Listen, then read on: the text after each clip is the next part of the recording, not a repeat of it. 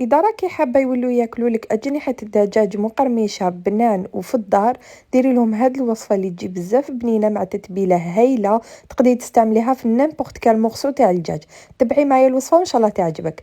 الوغ لهنا جبت أجنحة الدجاج اللي كنت غسلتها مليح وقسمتها اون دو، ومن بعد لهنا نضيف عليها عفوا 5 سنينات تاع الثوم، ندير عليها توابل الدجاج، فلفل عكري حلو ولا حار، دير عليها الملح، فلفل كحل، كمون عفوا، وقزبر. راح لهنايا نحط لي زيبيس ديالي وندير عليهم مغرفه صغيره تاع لا طوماط كونسونطري، مغرفه كبيره تاع العسيله، ومغرفه صغيره تاع الكيتشوب مع 2 حبيبات تاع البيض. راح نخلط كامل هاد المكونات مع بعضهم حتى ينسجموا لي تري بيان. هاد التتبيله قلت لكم تقدروا ديروها في كامل لي مورسو تاع الدجاج ديالكم، حبيتوا ديروا صدر تاع الدجاج ولا افخاذ الدجاج، ولا تقدروا كيما درت انا جناحتين. نغطي عليهم ونخليهم يرتاحوا في الفريجيدير على الاقل ساعه هكذا باش يتنكه الدجاج ديالي مليح ويشرب هذيك التتبيله. نجو لافارين اللي راح نرمدو فيها الدجاج ديالنا. ندير كميه تاع الفارينه، راح ندير عليها نفس لي زيبيس اللي درتهم في التتبيله، يعني راهم باينين. ولا هنايا ندير عليهم 2 مغارف كبار تاع لا مايزينا اللي هي نشا، هكذا باش تعطينا هي هذيك القرماشه، ماشي لافارين وحده اللي حطيتها لكم. دونك لازم ديروا نشا.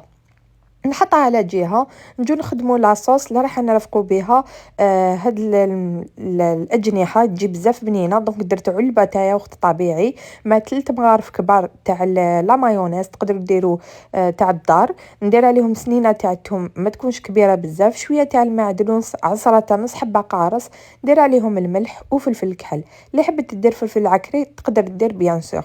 ابخي لهنا حنخلط كامل هاد المكونات مع بعضهم، وراح تتشكل عندي صلصه بزاف بنينه تقدروا ترافقوها عفوا مع الشوا ديالكم تاني، تجي بزاف بنينه. نحطها في الفريجيدير باسكو تتقدم بارده. نعاودو نولوا للدجاج ديالنا اللي بعد ما تنكه، انا خليته حوالي 4 ساعات هكذاك، درتو الصباح وعاودت خدمت به العشيه. من بعد لهنايا مور ما تنكه لي مليح، جيت لهنا جبت هذيك لافارين اللي كنت تبلتها، ونحط الدجاج ديالي ونبدا نضغط عليه بهذه الطريقه باش تلصق هذيك لافارين مليح في هذاك الدجاج. يعني راهي موضحه في لا فيديو، تقعدوا غير تضغطوا عليه ومن بعد نفضوا الدجاج ديالكم باش تحبط هذيك لافارين زايده. يعني طريقه بزاف سهله، ماهيش راح تاخذ منكم بزاف الوقت، وثاني النتيجه ديالها تجي بزاف هايله. وما تحقوش لا شابلور باسكو هاد الوصفه غير بلا فارين وانتم فريتوها. هذه هي الكميه تاع الدجاج اللي درتها، يعني خرجت لي كميه الله يبارك.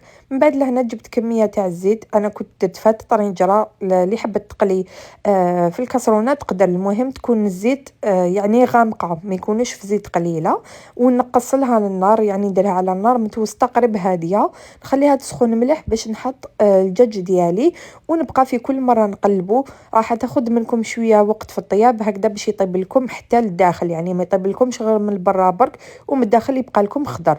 حوالي 10 دقائق هكذاك يطيب لكم تخي بيان، وياخذ لكم تحميره هكذا شابه. نجي نحيه ونحطو فوق بابي اسويتو هكذا باش يتشرب لي كامل هذيك الزيت. والدجاج ديالي راه واجد، قلت لكم يجي بزاف بنين. التتبيله هذيك سورتو كديروا لها العسل، بالنسبه للناس اللي ما يحبوش سكري صالي، البنه تاع العسل ماهيش راح تبان كامل، او كونطخار راح تزيد لكم في البنه، بصح هذيك الحلاوه ما كاش كامل.